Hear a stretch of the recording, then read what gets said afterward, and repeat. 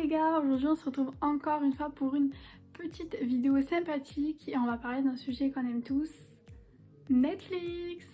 Du coup je vais pas juste faire un top 5 ou un top 10 de mes séries favorites sur toute la plateforme, mais je vais faire un classement par rapport aux séries qui sont moins connues pour permettre aux gens qui regardent cette vidéo de connaître des séries dont on fait pas forcément la pub parce qu'elles sont anciennes ou pas dans les critères en fait des séries qu'on aime aujourd'hui. Du coup voilà, vous inquiétez pas, je vais pas vous spoil, je vais pas rentrer dans les détails et puis de toute façon je ne pourrai même pas parce que c'est des séries que j'ai vues il y a au moins 4 ans voire 5 ans, donc je peux pas rentrer dans les détails des histoires.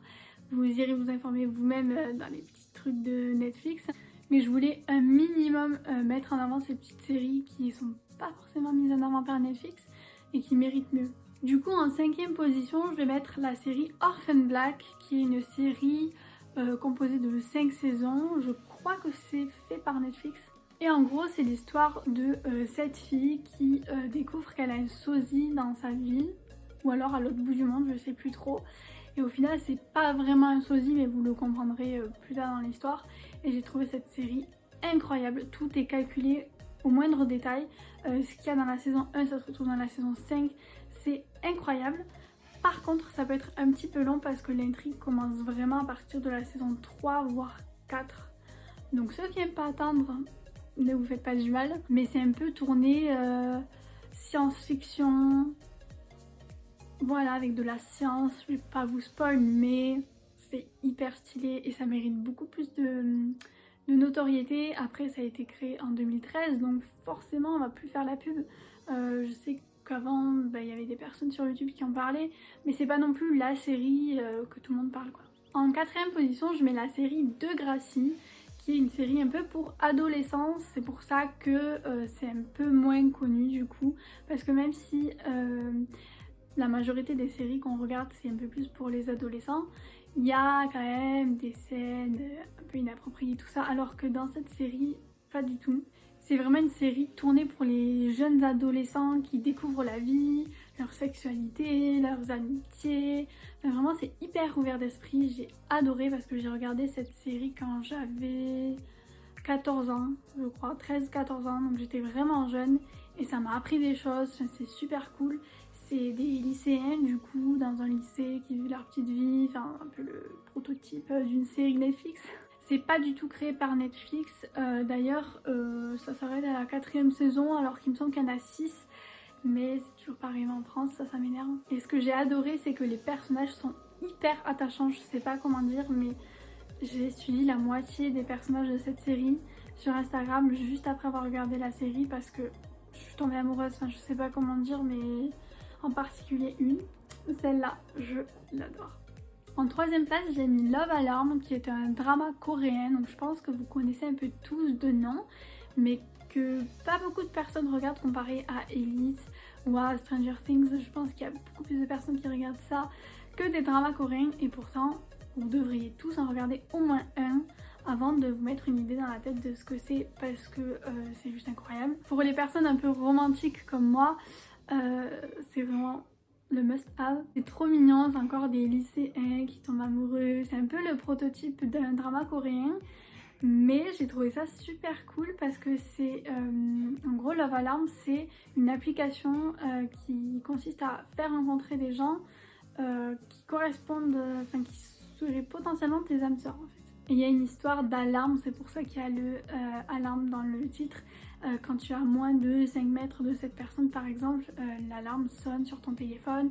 Du coup tu sais qui c'est parce que ça sonne en même temps, ça montre un truc à l'écran, enfin bref c'est hyper cool, c'est un peu voilà science-fiction du coup. Il me semble que cette application existe dans la vraie vie mais qu'en Asie parce qu'aujourd'hui on va pas utiliser ça en France. Mais j'ai trouvé l'histoire cool parce que ça changeait d'un prototype simple de drama coréen où juste la personne rencontre une personne dans la rue au hasard, alors que là c'est pas au hasard, c'est vraiment une personne spécifique du passé. Oh c'est trop bien vraiment, il y a une histoire d'amour mais en fait il y a machin truc qui est amoureux d'eux et en fait on sait pas.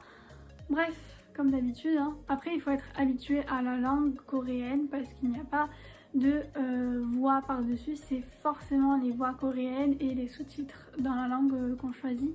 Mais du coup voilà, je connais des personnes pour qui ça dérange la voix coréenne, donc il faut avoir un petit peu l'habitude d'entendre cette langue. Mais sinon vous allez tomber amoureux de cette série, c'est obligé, et c'est créé par Netflix aussi. D'ailleurs je parle, mais j'ai vu que la première saison. La deuxième saison est sortie il y a 4 mois, je ne l'ai même pas regardée. J'ai pas eu le temps, j'ai eu le bac, je suis excusable. En deuxième place, je mets un dessin animé série qui s'appelle Final Space. C'est grâce à mon ex que j'ai connu ça du coup. Merci. Du coup c'est un dessin animé, donc forcément Netflix en fait pas forcément la pub, mais c'est super cool. C'est l'histoire d'un petit gars qui va dans l'espace, mais en fait il y a un problème et on le sait dès le début du premier épisode qu'il y a un problème au niveau du vaisseau, tout ça. Mais par contre on va savoir toute sa vie entre ce moment-là en fait, juste avant, pendant les 2 saisons, mais il y en a une troisième, il me semble, qui est sortie, mais aux États-Unis, évidemment, pas ici. Du coup, on est plongé dans l'intrigue directement dès le premier épisode, mais on sait pas vraiment comment ça se finit avant les derniers épisodes de la série. Je trouve ça hyper cool comme moyen d'introduire l'histoire, parce que tu suis pas juste la vie de quelqu'un sans savoir pourquoi. Là, tu sais qu'il lui arrive un truc, mais tu connais d'abord sa vie avant qu'il va se passer ce drama. Du coup, hyper cool. J'avoue, j'ai pas encore regardé la saison 3 du coup, mais je ne sais pas ce qu'ils vont raconter dedans. Parce que de ce que je me souviens, la saison 2 s'est terminée d'une certaine façon où c'est fini, il n'y a plus vraiment grand chose à raconter, quoi. Tu sais comment ça s'est fini, etc. Donc bon, je pense que la troisième saison est un peu de trop, mais bon, je verrai bien. Et en première place, j'ai mis Baby. C'est une série créée par Netflix aussi, il me semble, italienne. J'ai regardé avec les voix italiennes, il me semble.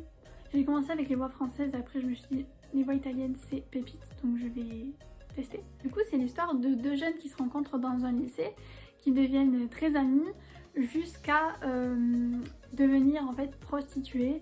Donc on suit les pas de ce choix assez compliqué puisqu'elles sont mineures il me semble, et ça les mène pas que vers du positif, forcément elles gagnent de l'argent, mais voilà, on va suivre leur histoire.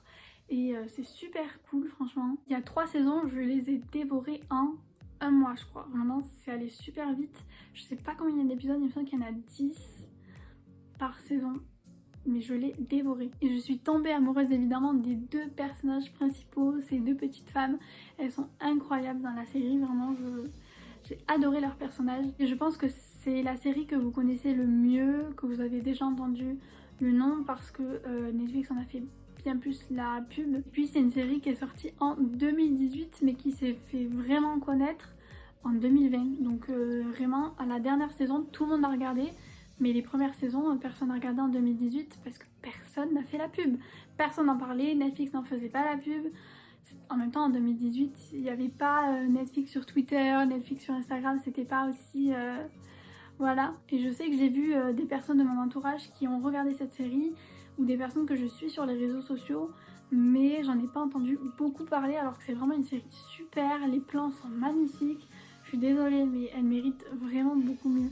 Voilà, c'était mon petit top 5, j'espère que ça vous a plu et que ça va vous donner envie de regarder des séries qui sont moins connues que toutes celles dont on parle. Petite anecdote, je n'ai jamais regardé La Casa de Papel, voilà. En fait j'étais une addict Netflix dans les années 2017 à peu près.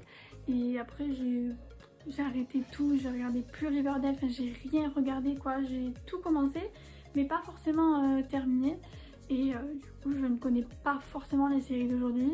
J'ai un copain qui me fait tout redécouvrir, donc au moins j'ai les classiques, mais je suis un peu en retard. Mais vu que je suis un peu une vieille de Netflix, je peux vous donner des séries que je regardais avant et qui sont pas du tout connues.